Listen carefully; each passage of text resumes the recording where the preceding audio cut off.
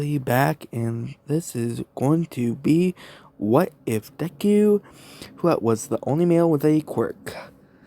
Sorry, I didn't know if this was actually recording or not, so yeah. Okay. So this is going to be What If Deku was the only male with a quirk. I am going to be doing this as a collaboration, I think. I don't know if he's actually going to follow through with this one, because he didn't follow through with the last one we tried doing. But yeah, with the famous alchemy god. Yeah. I am not getting my editor to edit this, because I've already sent him 5 videos to edit, and I don't know how long they're going to take, so I'm just doing this because I'm bored too. So yeah, sorry about that. And my editor is Hyper Ultima Gaming. So yeah,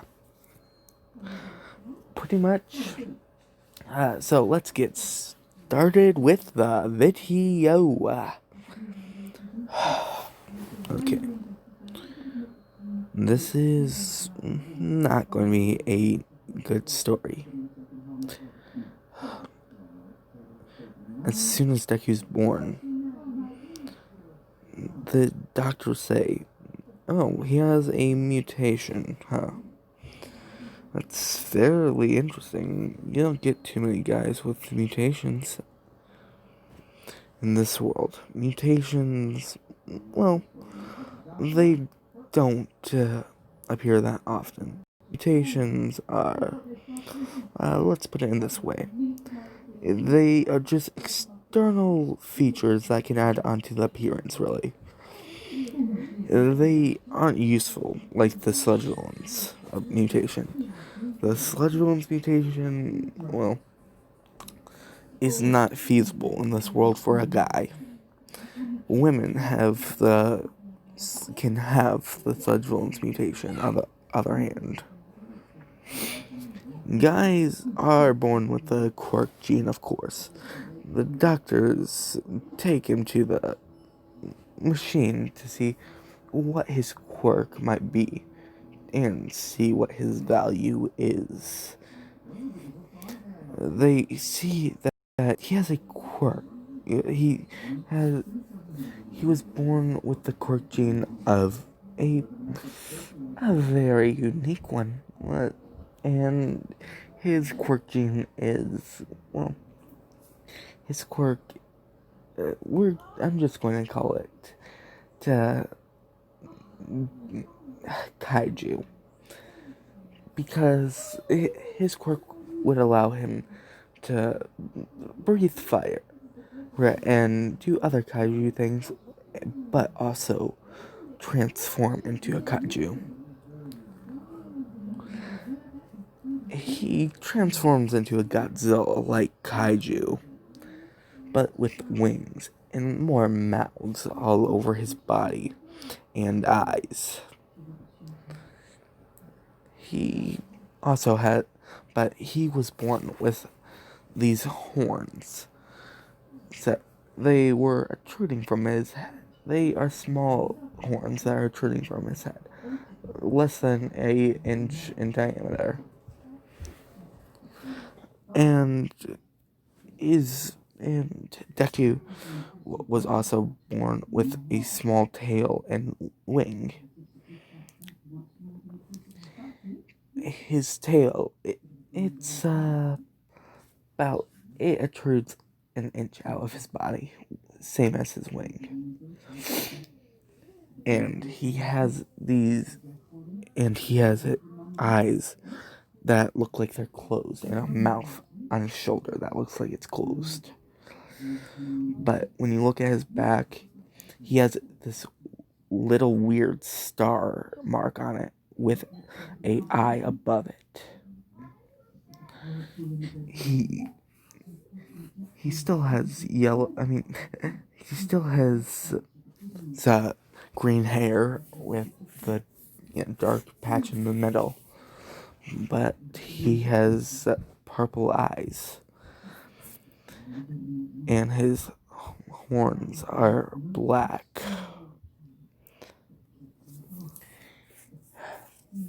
he's in his kaiju form. He's going to look like Godzilla with purple eyes. His scales are going to be a mixture between not black and purple, looking like an obsidian color. But okay, so and they next machine they go into, it's going to show what he will look like fully grown and rate what his looks are. He right now he's worth over 10 million, not however Japanese currency, 10 billion yen actually, and that's only off of his quirk. So they put him in the machine, and it states that he's a perfect 10 out of 10 when he's going to be older. So that raises the amount of money he's worth in this world. And, well, he's pretty much just... well, they had told Inko that her son is on the higher side of how much someone can be worth for a quirk marriage. And, well, they state if you decide to sell him off, you're going to get quite a substantial amount of income.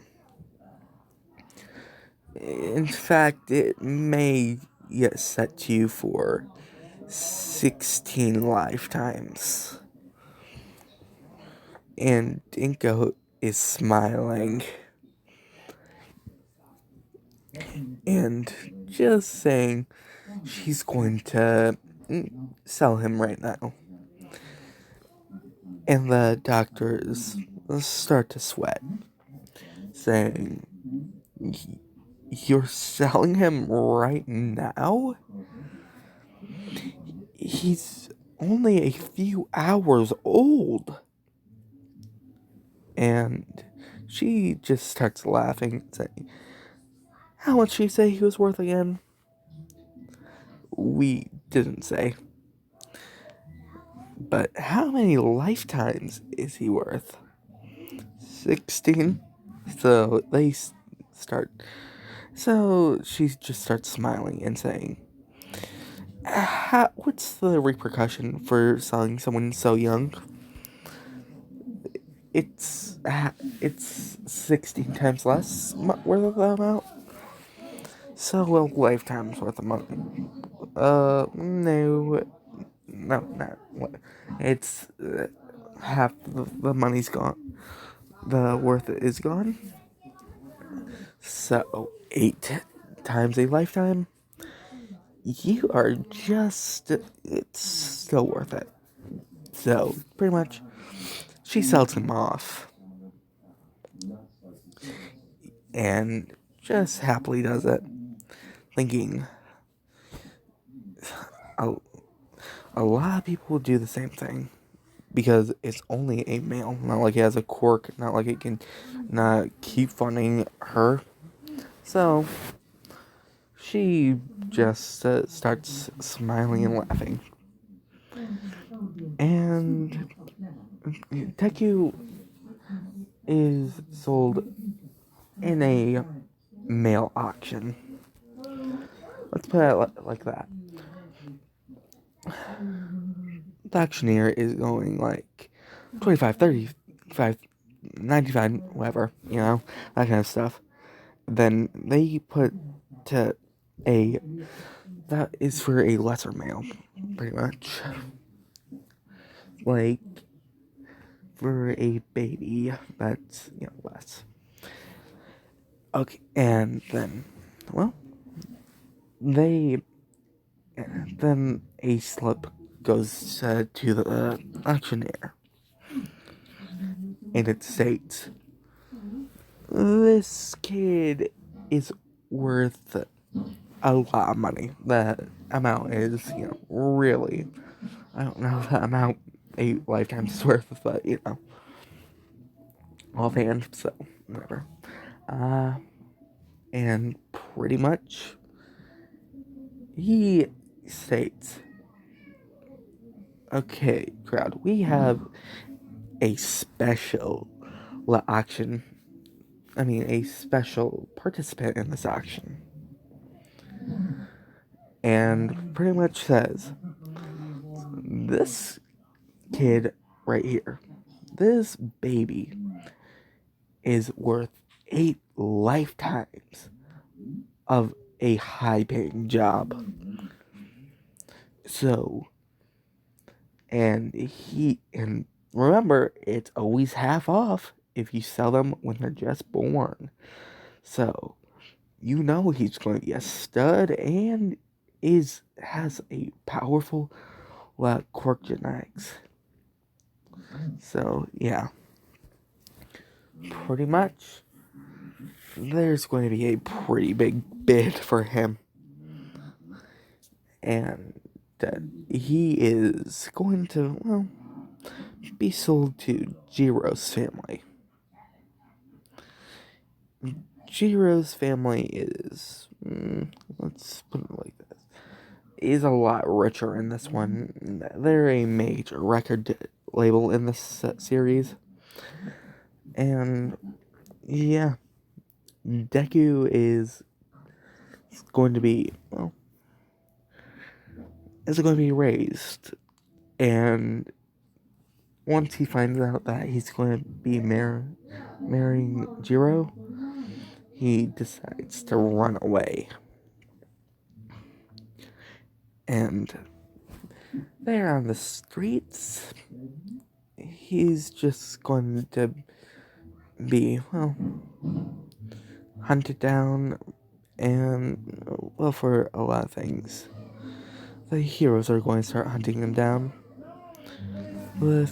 because he's worth a lot of money, and the family would not want anything bad to happen to him and lose all of that money.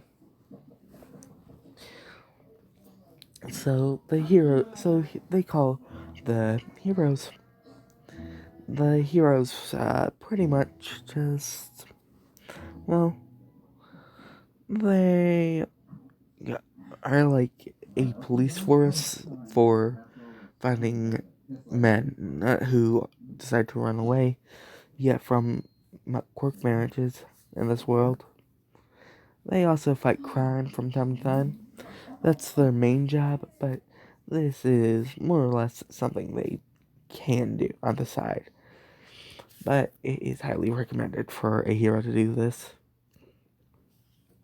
So, yeah. And, they get a hefty reward. So, yeah. Usually for completing the assignment. And, Deku is just going to be on the streets. There's not going to be really anyone who would find him. This is at the age of 5. Deku is going to end up on the streets begging for money. Every woman that looks at him, they look at him in disgust, stating, "No, you are a quirkless, homeless kid, but you're also a male who was born on the streets." They think that, or an abandoned male, so your value is worth nothing to them. A male that's put on the streets and homeless in this world are treated worse than scum. They're treated just like you would probably a treat to something that you find under your shoe. So, yeah. Deku is just crying in a corner, crying himself to sleep. And, well, he ends up, but someone tries to rob him. Another male. And, well, he ends up stabbing deep within Deku's arm with a switchblade.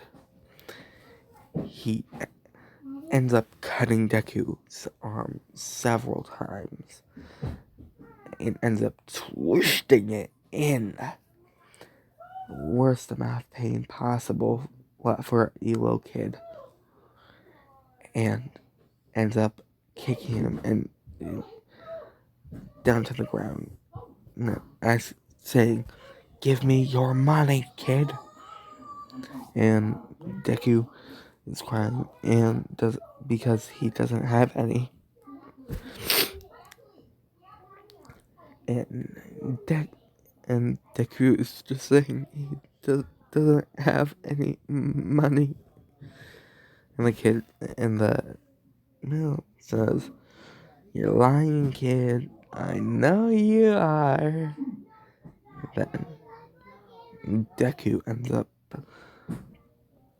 putting his arm out of a reflex he didn't know he had and torching the man. And it's like, and Deku is like, was that me? Then Deku's arm starts changing. His fingertips are changing to be sharp. His hand is starting to turn is starting to turn black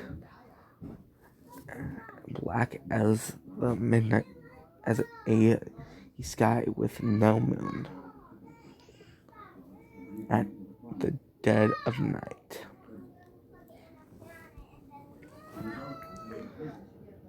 And, well, he's like, what's happening to me? Guys don't have transformation quirks. And, well, Deku is just crying right now. And, yeah, no one helps him. No one is planning to help him. He's an outcast right now. And his horns have grown a little longer. Instead of being an inch in diameter, they're still an inch in diameter, but they were also an inch tall too. And now they're a foot tall, curved back, and yeah, his eyes are now glowing a purple color.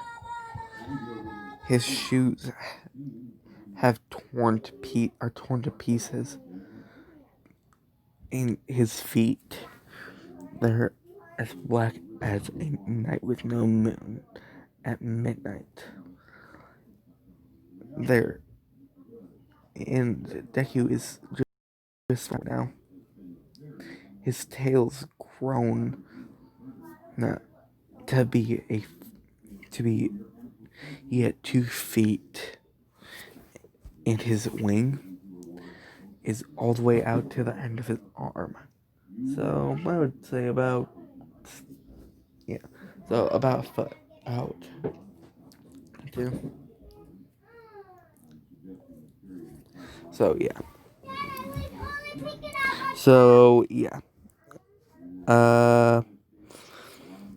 Deku, well, there, so Deku's just going to be running from the scene. Someone calls the cops saying after they find the body. 2 days later, of course, they were wondering why there was a whiff of burning flesh coming out from that alley. It's been burning for about 2 days slowly. The man died as soon as that fire hit him, but his body's been burning slowly ever since, with a purple flame. And it's a woman who, no, it's a, yeah, it's a woman who calls cops saying that there's a male killer out there who is deciding to kill, well, men. And the 911 and the operators decide to ask, "Where's your location, ma'am?" And she states, I don't know, an alleyway on Main or something like that. So yeah. Cops come, investigate. They state this body's been dead for 3 hours. The purple flames slow down time to decay and other things. So pretty much Decky's flames will kill people instantly, but preserve the bodies. Slow down the time of rot. On the outside, of course. Once they open up the body, they state, "Oh, that's a terrible smell," and say, "Wait, this body's been dead for 3 minutes. How was the inside this rotten?" And pretty much, no, this can't be. This body's been dead for 2 days. How has no one realized? Also, the smell of flesh burning takes a while to can't come out to the alleyway because of Deku's flames too. It slows down time quite a lot.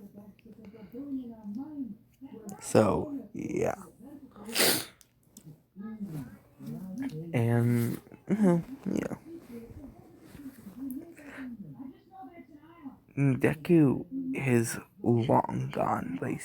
They say that the killer's long gone, and well, there is no way to trace him because he's been gone for over 2 days. I mean, they've been gone for over 2 days. So yeah, and well, Deku is just hiding in an abandoned warehouse, just biding his time. So yeah, this is where I am going to be ending this off. Like, subscribe, comment, hit the notification bell, and subscribe to my friends, Hyper Ultima Gaming and the Alchemy God. See you guys later, and peace.